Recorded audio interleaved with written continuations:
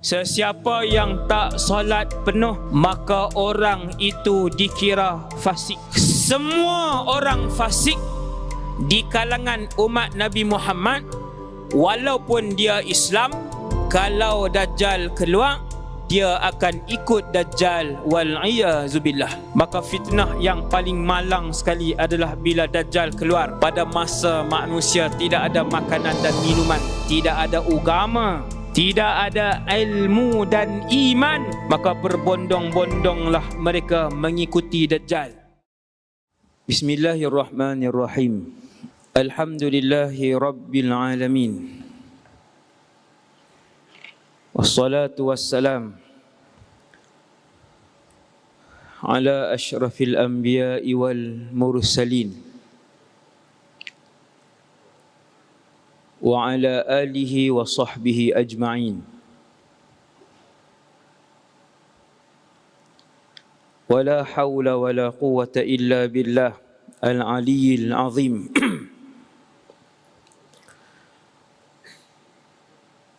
Rabbi shrah li sadri wa yassir li amri wahlul 'uqdatan min lisani yafqahu qawli. Allahumma hdi qalbi wa saddid lisani bihaqqi sayyidina Muhammad sallallahu alaihi wasallam. Amma ba'd. Terima kasih kepada pengacara majlis, pengarah Pusat Islam, para tamu seterusnya, para pejuang tentera Imam Mahdi, insya-Allah, yang dirahmati Allah Subhanahu wa taala sekalian. Alhamdulillah, yang ni ceramah saya yang ke-6 kalau tak silap untuk tahun ni, ataupun 5. Semalam di Sungai Petani lebih 10,000 orang, dan saya lihat 90% adalah anak-anak muda. Pelik Kalau Ustaz Azhar anak muda memang ramai, sebab Ustaz Azhar dia pandai cakap bab motor. Apa spare-part ni saya pun tak erti, dan dia pandai buat lawak. Hari tu di Melaka 80,000 orang. Saya daripada 1000 jemputan, saya menerima satunya UUM. Sebab kita tahu pelajar dia ramai. Cuma agak terkejut sikit malam ni bila saya tengok hanya lebih kurang 2,000 orang siswa UUM yang hadir. Rupanya saya dapat maklumat bahawa banyak yang cuti raya Cina. Kemudian saya tanya berapa orang Melayu siswa UUM ni, saya dapat jawapan 13,000. Tapi di Malaysia lah ni, raya apa pun semua adalah raya kita bersama. Umumlah Deepavali pun orang cuti balik juga. Jadi alhamdulillah, malam ni 21 hari bulan 1 2023,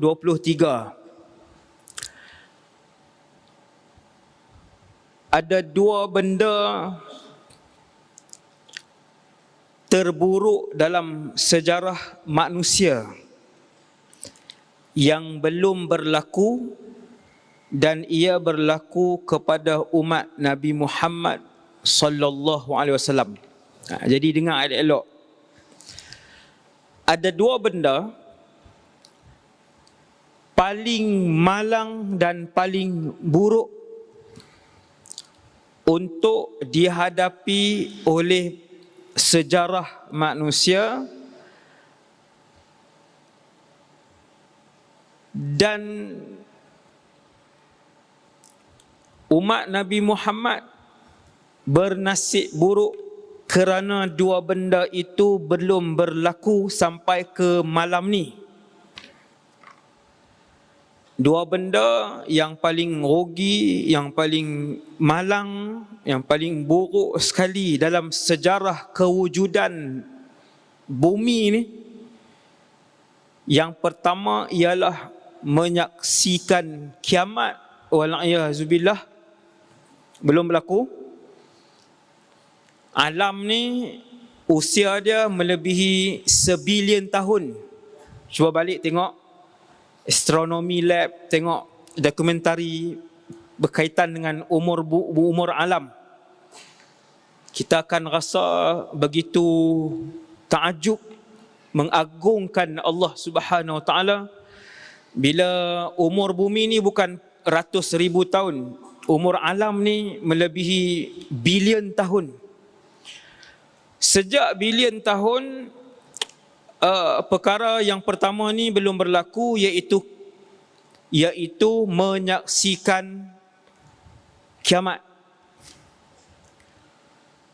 Boleh jadi dia berlaku dalam zaman saya masih hidup, wallahu a'lam, dan boleh jadi kiamat yang merupakan hari termalang sejarah manusia itu boleh berlaku pada zaman para siswa dan siswi sekalian.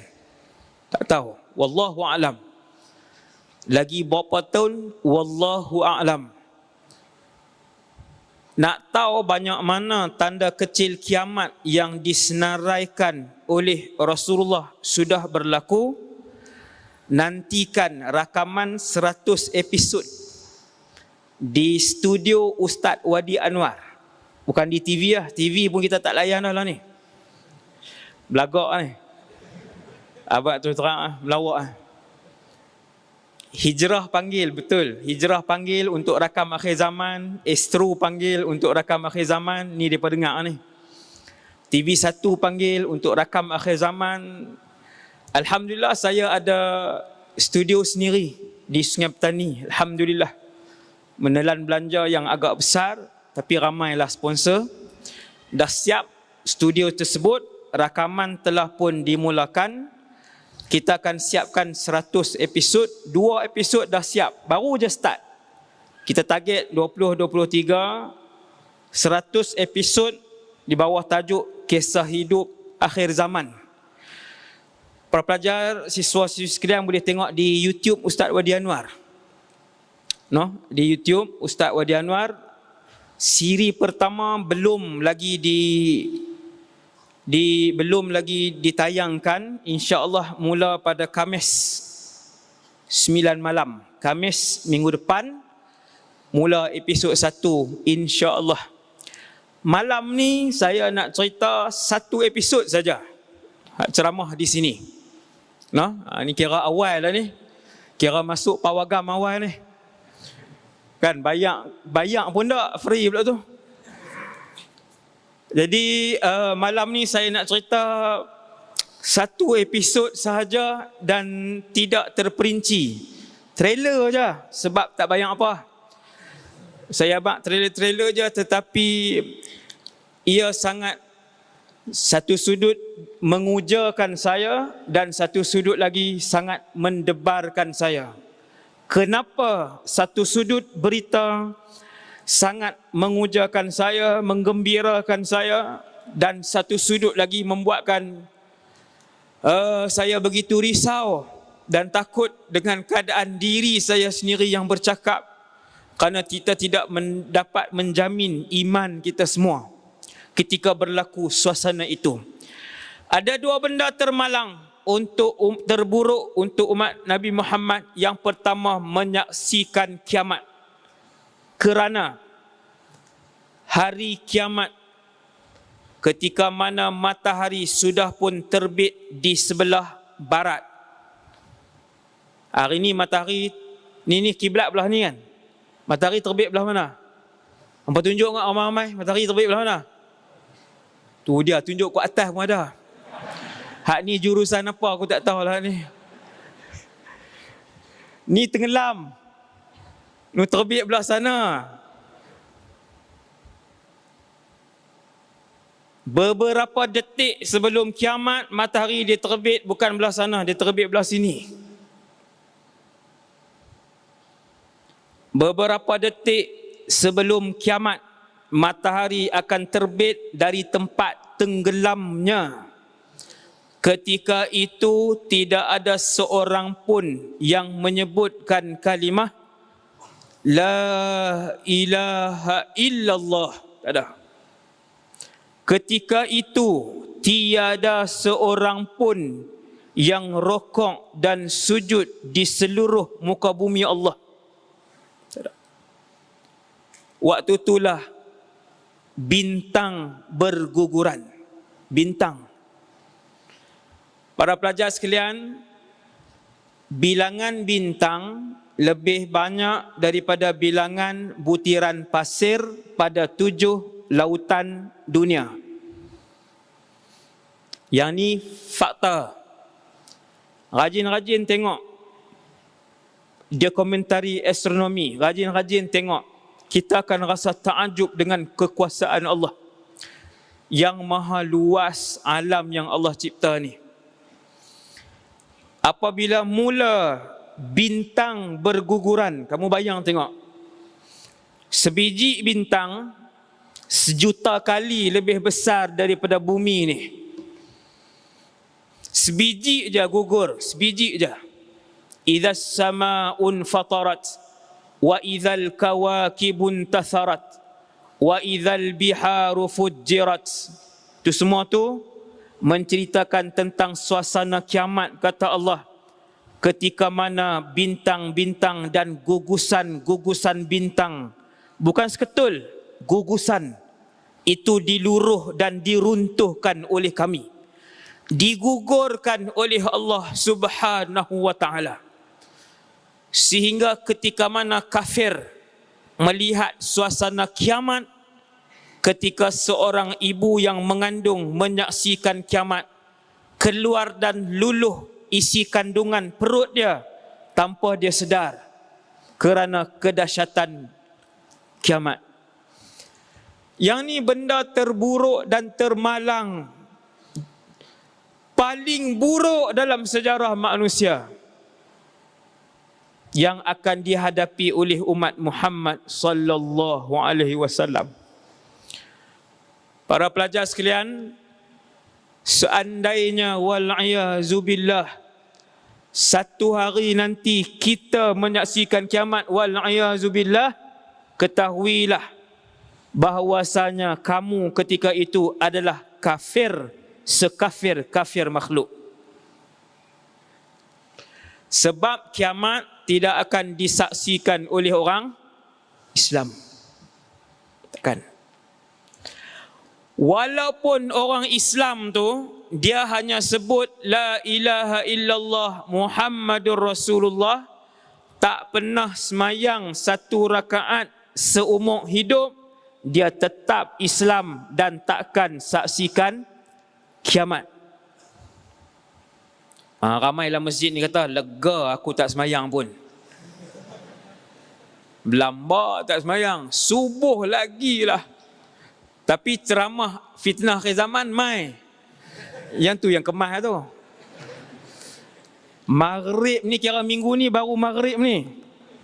Baru maghrib ni semayang. Dia kata tak apalah ustaz, janji Islam masuk neraka dulu, lepas tu masuk syurga. Dia ingat masuk neraka ni main tembak paintball kot.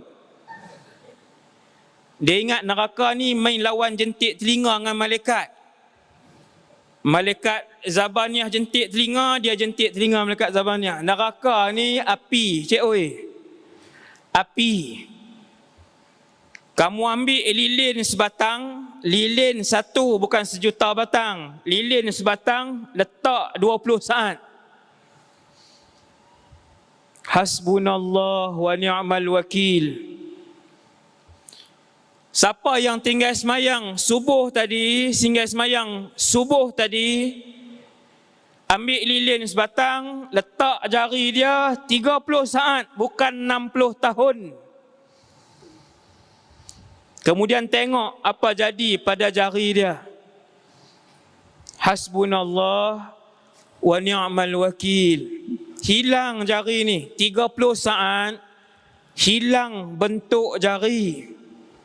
Kalau setahun, kata yang kata tak apa tadi ni, memang rahmat Allah. Siapa yang pernah sebut La ilaha illallah Muhammad Rasulullah, dia takkan kekal dalam neraka. Dia takkan saksikan kiamat, kerana suasana kiamat hanya akan dilihat oleh kafir original sahaja. Lah banyak barang tiruan. Kafir totok sahaja yang akan melihat kiamat.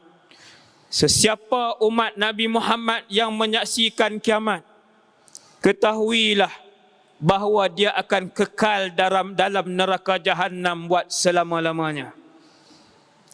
Sebab tu saya umumkan kepada para pelajar, siswa-siswi sekalian, benda pertama yang paling menggerunkan umat akhir zaman ni yang tajuk fitnah akhir zaman ni. Ingat elok-elok, ni ada rakaman, alhamdulillah. Bagi kawan-kawan dengar, alhamdulillah. Saya pun tak tahu pasal apa orang-orang muda suka dengar ceramah saya, walaupun saya tak reti buat lawak. Alhamdulillah. No? Jumlah tontonan dalam TikTok, jumlah tontonan Ustaz Wadi Anwar mencecah 1.9 bilion. Bukan M, B. Alhamdulillah. Semua anak muda, 90% anak muda, mereka nak dengar apa persiapan akhir zaman. Cuma yang kita risau, ceramah akhir zaman game main juga 4 jam sehari. Ceramah akhir zaman suka dengar, tapi hutang kawan RM20 tak bayar juga. Ni banyak kan? Top up 50, hutang 20 tak boleh bayar. Okey. Kemudian tu benda pertama selesai. Tu trailer tu. Orang sebut apa, trailer ke thriller? Trailer. Sama macam kontainer tu lah. Itu trailer baru tentang kiamat. Itu tak masuk cerita kiamat. Yang tu nanti dalam kisah hidup akhir zaman. Yang 100 episod tu, ending 5 episod, semua cerita kiamat. Suasana kiamat. InsyaAllah saya akan perincikan dalam episod tu. Pakat tunggulah, pakat doa. Doakan pada Allah SWT untuk saya sihat. Allah Ta'ala bantu saya bercakap untuk memandaikan umat Nabi Muhammad, bagi tahu umat Nabi Muhammad. Habis satu keadaan yang pertama yang paling buruk yang akan dihadapi oleh umat Nabi Muhammad, siapa? Wallahu a'lam. Zaman siapa? Wallahu a'lam. Tapi umat Nabi Muhammad sallallahu alaihi wasallam. Nombor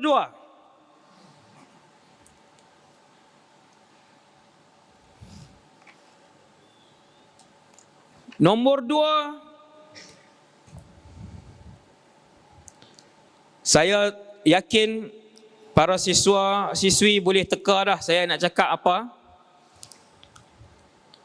15 minit saya akan huraikan benda yang kedua ni, iaitu satu ujian terbesar sehinggakan berapa puluh ribu tahun yang lalu Nabi Nuh alaihissalam, Adam, Idris, Nuh kan awal. Nabi Nuh alaihissalam telah pun berdoa kepada Allah, wahai Allah, selamatkan aku dan umat aku daripada fitnah ini. Padahal fitnah ni bukan berlaku zaman dia. Fitnah kedua terburuk, termalang yang akan saya sebutkan ini berlaku pada zaman umat Nabi Muhammad sallallahu alaihi wasallam. Umat Nabi Muhammad sudah berusia malam ni lebih kurang 1444 tahun. Dan fitnah kedua ini belum berlaku. Saya yakin bila saya buat mukaddimah macam tu, semua boleh teka fitnah itu apa. Nama fitnah itu adalah Fitnatud Dajjal. Fitnah tu nama dia Fitnah Dajjal. Inna lillah wa inna ilaihi raji'un. Kamu bayangkan, hari ini 8 bilion manusia. Hari ini 8 bilion manusia. 8 bilion ni saya sudah pernah merantau lebih 20 buah negara. Jepun, Mesir, Australia, Thailand, Vietnam, Singapura, Brunei, Indon 5-6 kali, UK, lebih 20 buah negara saya pergi. Makanan manusia 2. Roti, yang kedua nasi.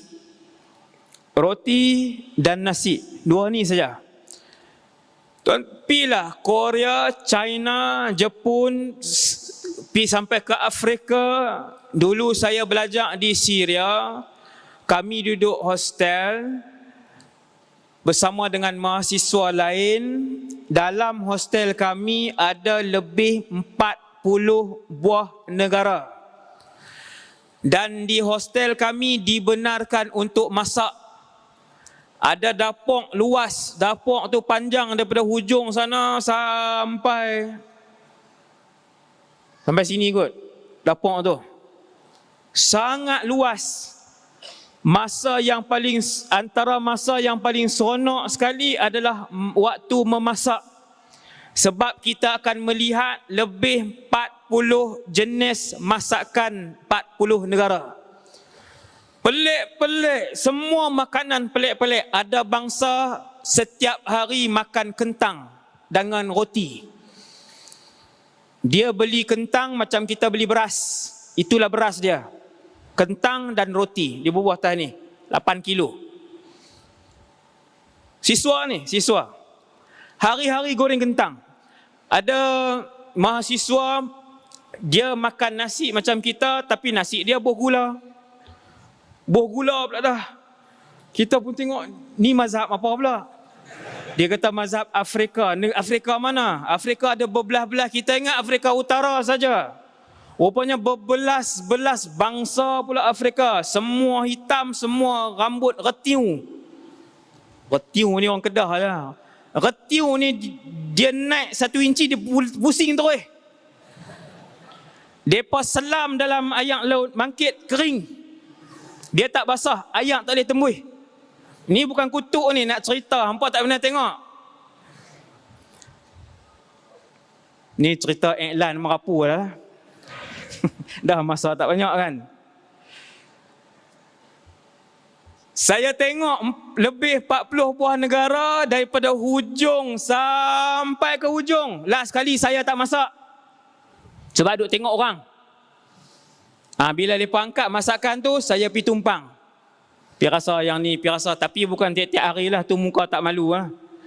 Bukan tiap-tiap hari, sekali-sekala nak rasa masakan China, masakan orang. Ada Amerika seorang waktu tu, ada Germany, ada Perancis, Jahid Bukharin nama dia, daripada France. Seluruh dunia waktu tu. 2 aja makanan.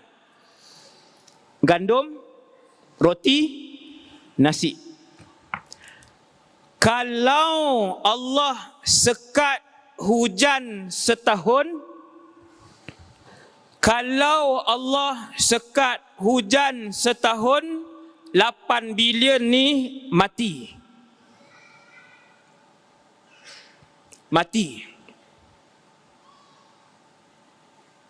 Setahun.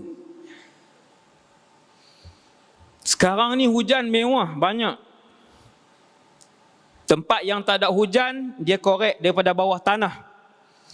Tuan-tuan boleh tengok, bukan Sudan, ada satu negara Afrika Arab, Muammar Gaddafi, negara mana? Libya. Tuan-tuan tengok dokumentari negara Libya,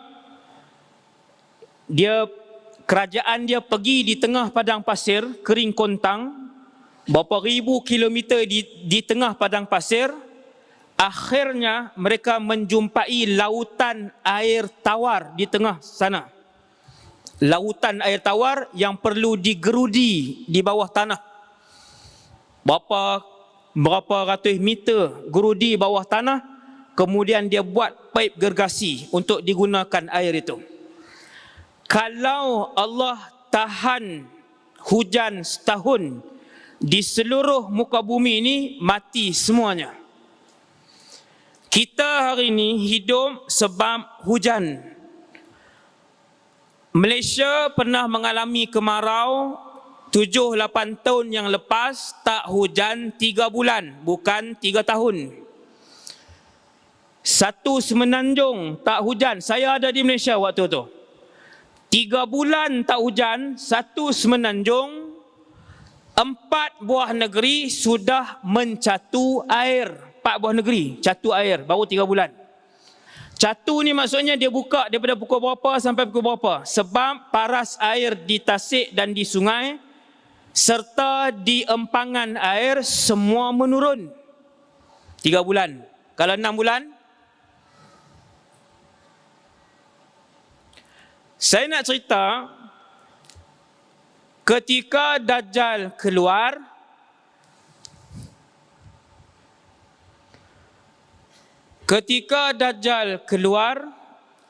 beberapa tahun sebelum dia keluar, mengisytiharkan dirinya Tuhan.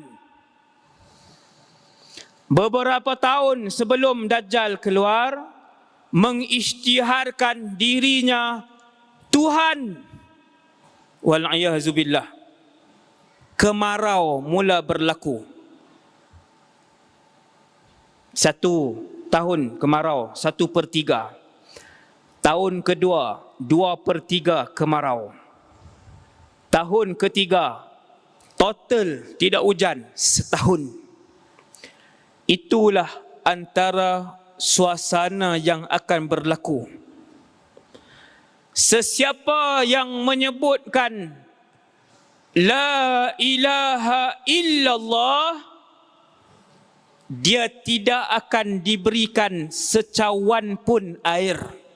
Takkan. Setiap daerah di atas bumi ini akan didatangi Dajjal. Dajjal bawa bersama sihir untuk menurunkan hujan. Dajjal bawa bersama sihir, dia boleh tumbuhkan tumbuh-tumbuhan pada masa dia hulurkan tangan dia saja. Dia buat macam tu je. Bumi kering kontang, tumbuh-tumbuhan kering, tidak ada sebutir padi pun, tidak ada sebutir gandum pun. Ketika Dajjal sampai dan berucap, kalau siapa sebut La ilaha illallah, tidak akan diberikan sebutir beras dan tidak akan diberikan secawan pun air. Hiduplah. Macam mana tu Ustaz? Sebab itu, fitnah ini, fitnah terbesar alam ini, diminta berlindung daripadanya sejak daripada zaman Nabi Nuh alaihi salam, bukan zaman Nabi Muhammad. Nabi Nuh lagi. Nabi Nuh kata, ya Allah, selamatkan aku dan umat aku daripada fitnah Dajjal.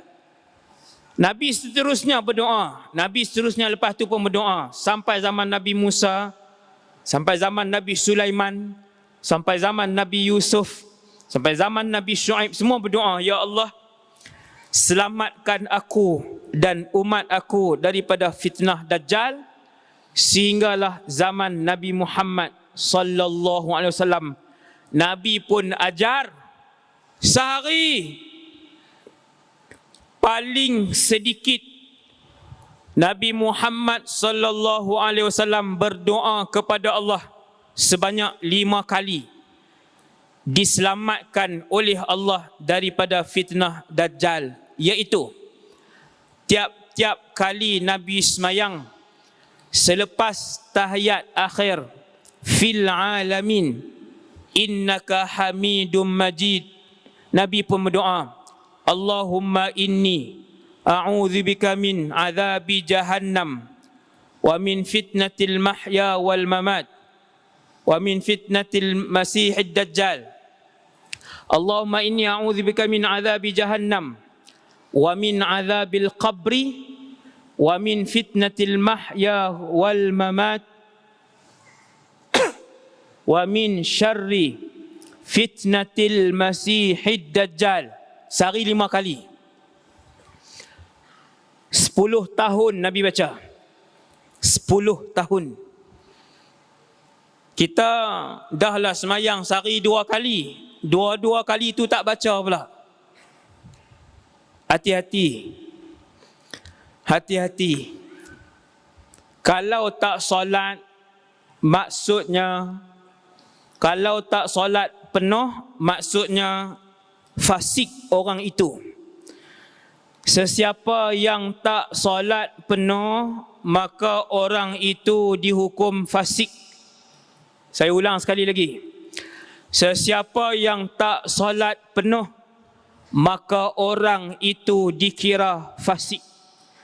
Semua orang fasik di kalangan umat Nabi Muhammad, walaupun dia Islam, kalau Dajjal keluar, dia akan ikut Dajjal, wal'iyazubillah. Ambil perhatian siap-siap. Ambil perhatian siap-siap. Dajjal kata, ketika aku dibebaskan, sekarang ni Allah ikat tubuh Dajjal, Allah yang ikat dengan besi, sehingga Dajjal dalam keadaan duduk, kedua-dua pahanya dirapatkan ke dadanya, sebab besi itu diikat begitu. Besi, rantai besi diikat sampai paha Dajjal dirapatkan ke dada, kemudian diikat lagi. Kedua-dua tangan Dajjal dirapatkan ke sisi muka macam ni. Jangan bayang saya pula. Kata dia ni mesti pernah jumpa ni. Bukan. Hadis Nabi. Nabi yang cerita. Tangan dia beginilah ni. Kemudian diikat. Tak boleh bergerak. Yang mengikatnya itu ialah Allah Subhanahu wa ta'ala. Dajjal kata, ketika aku dibebaskan, ma min qaryatin wala madarin wala wabarin illa habattuha. Tidak ada lorong, tidak ada kampung, tidak ada bandar, kecuali aku akan sampai. Illa Makkah wa Taibah, kecuali 2 tempat yang aku tak boleh masuk. Yang pertamanya Makkah, yang keduanya Taibah. Waktu Nabi riwayatkan kisah ini, Nabi kata hadhihi Taibah, sambil mengetuk-ngetukkan tongkat Rasulullah. Nabi kata hadhihi Taibah, hadhihi Taibah, inilah Madinah. Inilah Madinah, sebab ketika itu Nabi berada di Madinah. Dajjal tak boleh masuk Mekah. Dajjal tak boleh masuk Madinah. Hari ini di Mekah dengan Madinah ada orang fasik? Saya nak tanya. Pandai. Dalam Mekah dan Madinah hari ini ada orang fasik? Ada. Ada. Sebab itu ketika Dajjal datang, dia dah pusing satu dunia, dia pun pi Mekah tak boleh masuk, dia pi Madinah. Bila pi Madinah tak boleh masuk, dia pergi ke sebuah bukit, dia buka kem tentera di situ. Siapa pi umrah boleh tanya mutawif tang mana bukit yang akan Dajjal buat sebagai kem tentera dia. Bila Dajjal tak boleh masuk Madinah, dia buat kem tentera.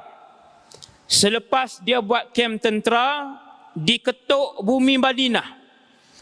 Bumi Madinah berlaku gegaran sebanyak 3 kali. Bumi Madinah bergegar-gegar sebanyak 3 kali. Peristiwa itu dinamakan Yaumul Khalas. Apabila bumi Madinah bergegar, apa berlaku? Orang-orang fasik dan munafik keluar daripada bumi Madinah sebab tak boleh duduk dalam bumi Madinah. Keluar ke mana? Keluar dan membai'ah Dajjal. Wallahu ta'ala wal'iyazubillah. Wal'iyazubillah. Semua munafik dan fasik yang berada dalam bumi Madinah, apabila berlaku gegaran, keluar. Gegaran kedua keluar. Gegaran ketiga, keseluruhan munafik dan fasik tidak berbaki seorang pun, kesemua keluar daripada bumi Madinah. Hati-hati orang yang buat dosa-dosa kecil yang berterusan dan tidak bertaubat. Orang yang buat dosa kecil berterusan dan tidak bertaubat, mereka dipanggil orang-orang fasik. Yang kedua, orang yang buat dosa besar walaupun sekali-sekala tapi tidak bertaubat, mereka juga disebut sebagai fasik. Hati-hati. Sebab kalau kita tahu diri kita fasik, datang Dajjal tak selamat kita. Tuan-tuan, nak selamat macam mana? Ketika dia keluar, makanan hanya ada pada tentera Dajjal. Minuman hanya ada pada tentera Dajjal. Siapa yang sebut Dajjal Tuhanku, yang sebut begitu, wal'iyadzubillah. Siapa yang bila Dajjal keluar, dia sebut Dajjal Tuhanku, wal'iyadzubillah. Wal'iyadzubillah itu maksudnya kita berlindung kepada Allah daripada fitnah itu. Maka mereka akan mendapat makanan, dan hidup mereka bukan sahaja mendapat makanan, tetapi mereka juga mewah. Siapa yang sebut Dajjal Tuhan aku, dia mewah. Bukan sahaja makanan dan minuman, dia juga akan mendapat emas dan perak. Dia juga akan mendapat emas dan perak. Hari ini konsert melompat-lompat punya konsert dengan pakaian tak senonoh. Bayaran paling murah RM100 pun orang pergi. Itu bayar. Bukan kita diberikan duit, kita bayar. Pun 50,000 tiket habis dijual. 50,000 tiket yang berbayar daripada RM100 sampai RM2,000, RM4,000 habis dibayar. Konsert menyanyi ya. Kamu bayangkan ketika mana manusia tidak ada makanan, berapa ramai akan ikut Dajjal. Cuba bayang tengok sekarang, berapa ramai akan ikut Dajjal. Kita boleh bayangkan banyak mana. Bila kita baca fakta di Malaysia yang tak semayang 5 waktu penuh, 70%. Di Malaysia yang tak solat 5 waktu secara penuh, 70%. Apa nasib 70%? Habis iman. Habis iman yang saya sebut tadi. Daripada awal ceramah saya sebut tadi. Jangan sampai kita mati dalam keadaan dalam diri kita tidak berbaki kalimah La ilaha illallah. Maka fitnah yang paling malang sekali adalah bila Dajjal keluar. Pada masa manusia tidak ada makanan dan minuman, tidak ada agama, tidak ada ilmu dan iman. Tidak ada ilmu dan iman. Maka berbondong-bondonglah mereka mengikuti Dajjal. Ramai ikut. Yang tu saya baru sebut satu saja. Ujian Dajjal, satu je saya sebut. Saya tak sebut lagi Dajjal dia pi ke orang sihir, raja sihir alam. Raja sihir dunia. Dajjal laknatullahi alaih. Raja sihir dunia. Dia pi ke orang. Dia kata Fulan, dia panggil orang tu nama. Mak ayah kamu mana? Mati. Kalau aku hidupkan mereka sekarang, aku hidupkan sekarang, maukah kamu beriman dengan aku? Tuan-tuan, kita rindu ayah kita. Kita rindu mak kita, lama dah kita teringat. Teringat makan nasi dengan mak kita, keluar berjalan dengan ayah kita, kita melawat dengan mak ayah kita, kita teringat, lama rindu. Dajjal, dia tidak pernah berupa, wajah dia satu saja. Dia tak pernah berupa, wajah dia satu saja. Dia datang, dia kata, Fulan, kalau aku hidupkan ibu dan ayah kamu sekarang, maukah kamu menyebut aku Tuhan? Laki itu kata, ya. Bagilah hidup. Dajjal pun pergi dekat kubur ibu dan ayah kawan ni. Dia kata, hidup. Satu ya, tak payah bertapa di Gunung Jerai. Tak payah pergi sebulan Gunung Jerai. Satu kataan je. Dia kata, hidup. Bangun dua-dua orang. Bangun. Dan ibu dan ayah tu pun kata, ya bunai anak. Dia kata, Alung, beriman dengan dia ni Tuhan kamu. Itba'hu fa innahu rabbuk. Ini hadis Nabi. Saya duk terjemah kepada siswa-siswi sekalian hadis Rasulullah. Dia kata, Alung, mak ayah ni, ikut dia ni Tuhan kamu. Maka si anak tadi pun ikut Dajjal.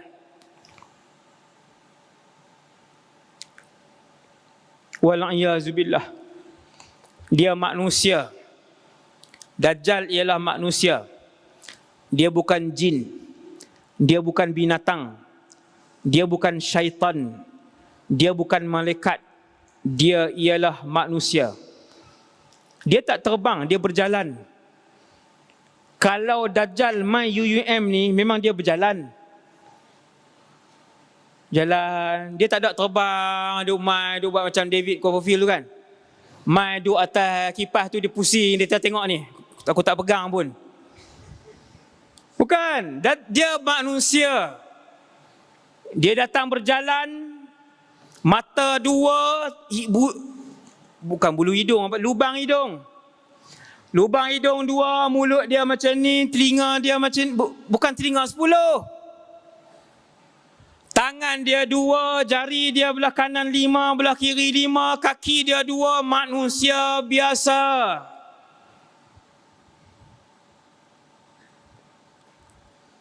Dia manusia biasa, rupanya rupa manusia biasa, matanya 2. Dia tak bercakap melalui telinga. Dia cakap ni di sini, dia bercakap di sini.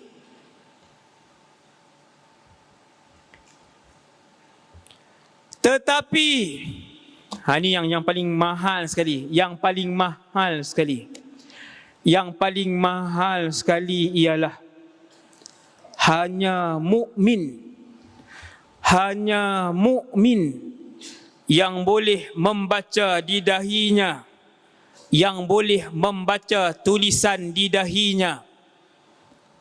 Kaf, fa, ra. Nabi kata kaf, fa, ra, jelas di dahinya yang tertulis kafir. Ketahuilah itu Dajjal. Hanya mukmin yang melihat. Fasik tak boleh tengok. Fasik tengok, dia orang biasa, semua orang nampak dia berjalan mai. Kalau ada mukmin tu tengok di dahi dia, dan mukmin tu akan berlari jauh daripada Dajjal tu. Nampak di dahi dia kafir. Kawan dia kata, nak pergi mana ni? Aku nak lari. Dia ni Dajjal, aku nampak di dahi dia. Kawan dia kata, tak nampak pun.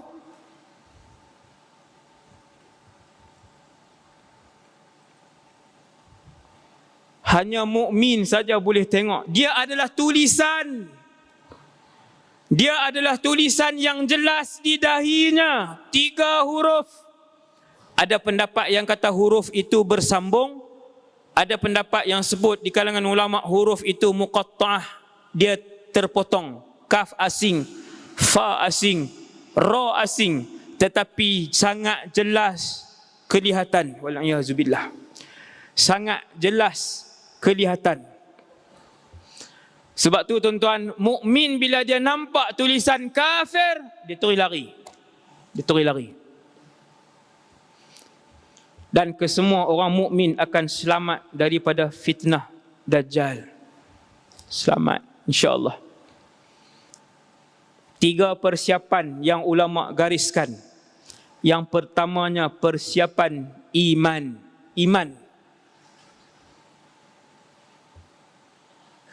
Persiapan iman yang kuat, kepercayaan kepada Allah.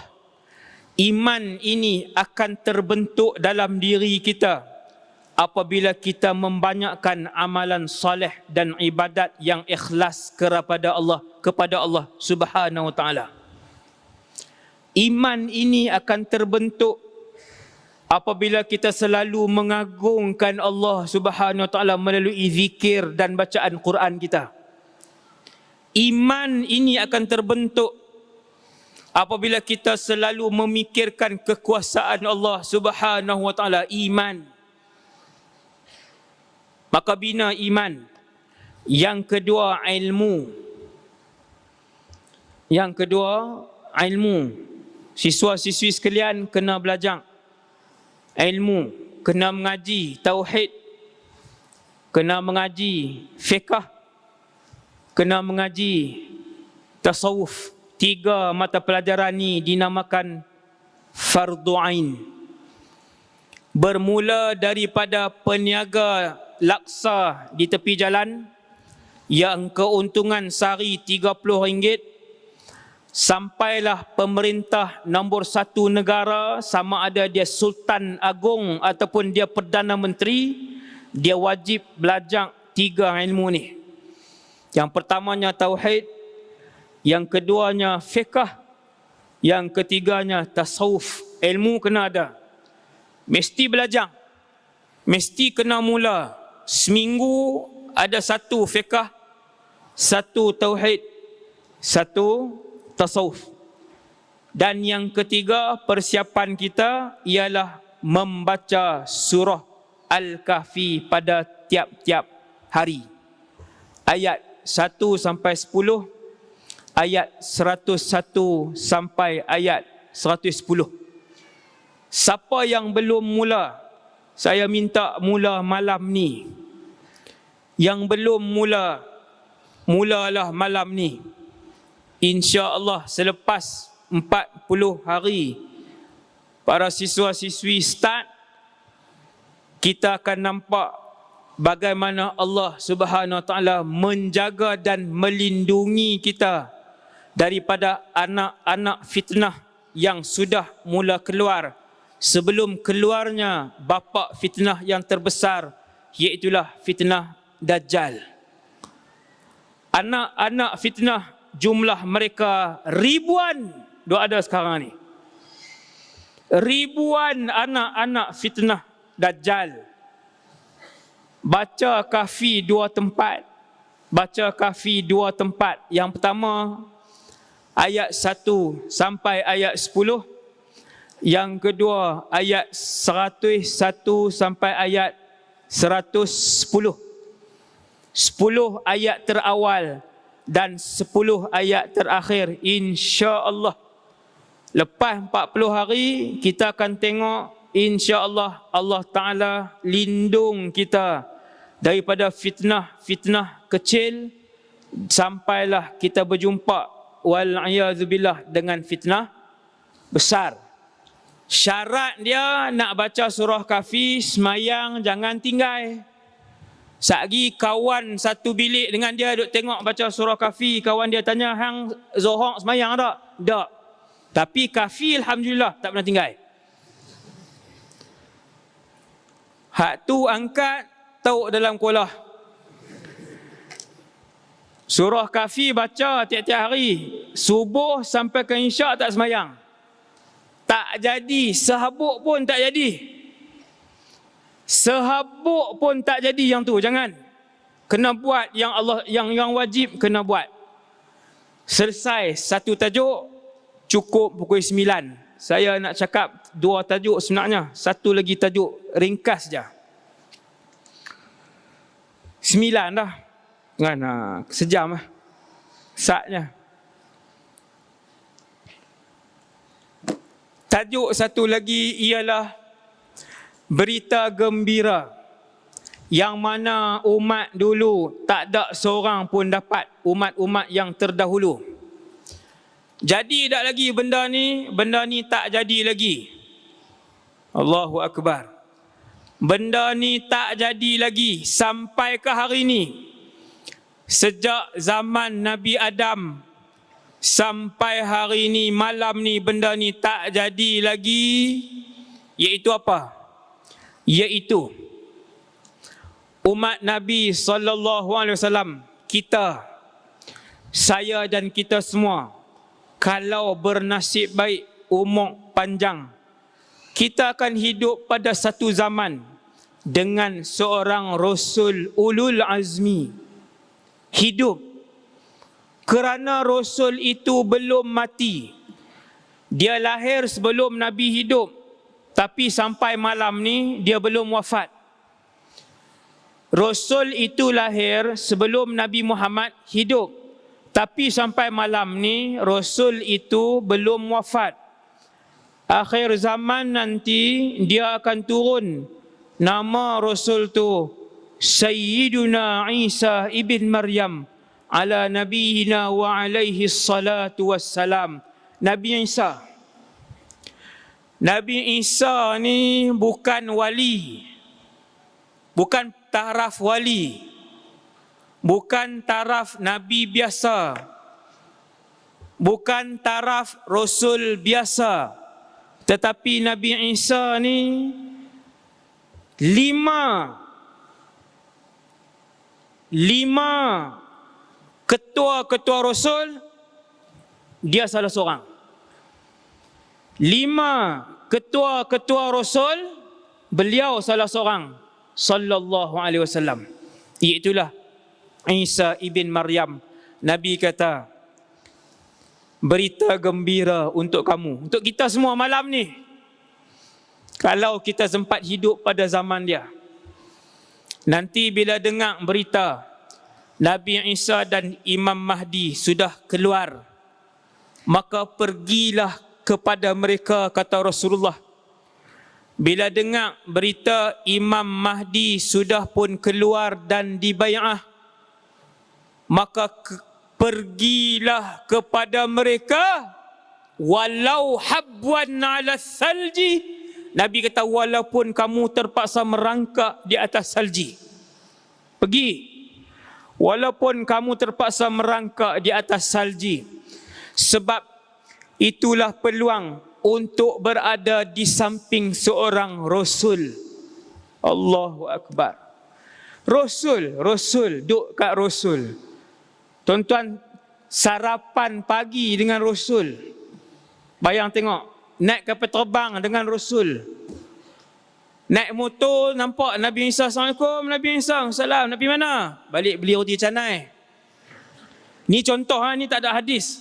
Saya buat contoh nak bagi tahu, kita akan hidup pada zaman itu dengan Nabi Isa bukan 3 bulan tau, 40 tahun. Ketika itu hanya yang memerintah agama Islam. Ketika itu tidak ada jenayah. Ketika itu tidak ada kezaliman. Ketika itu tidak ada maksiat. Ketika itu tidak ada kecurian satu pun di atas muka bumi Allah. Ketika itu yang mentadbir bumi ini ialah Isa ibn Maryam alaihi salam.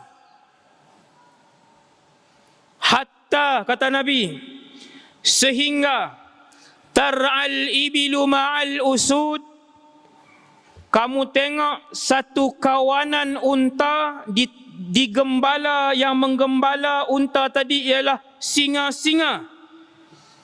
Wan numuru ma'al baqar, harimau-harimau bintang mengembala lembu.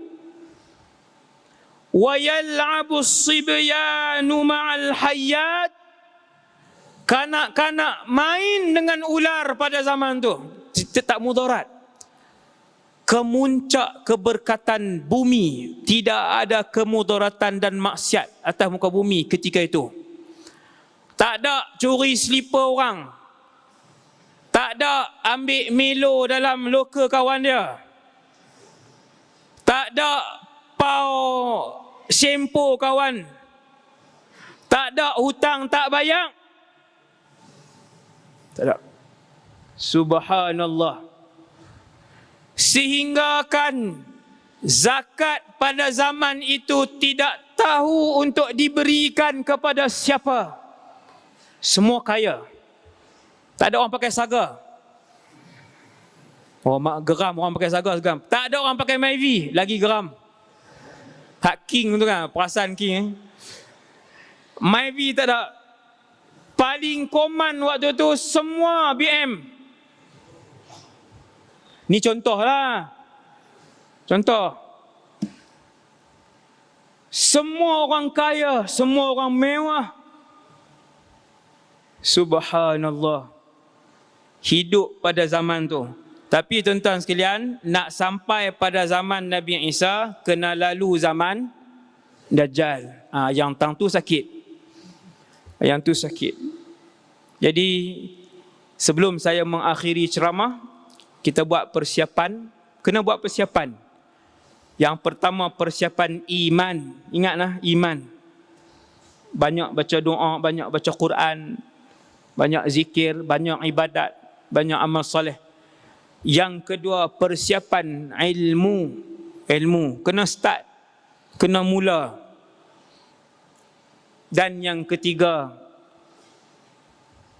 buat persiapan dengan doa yang diajarkan oleh Rasulullah untuk benteng daripada Dajjal.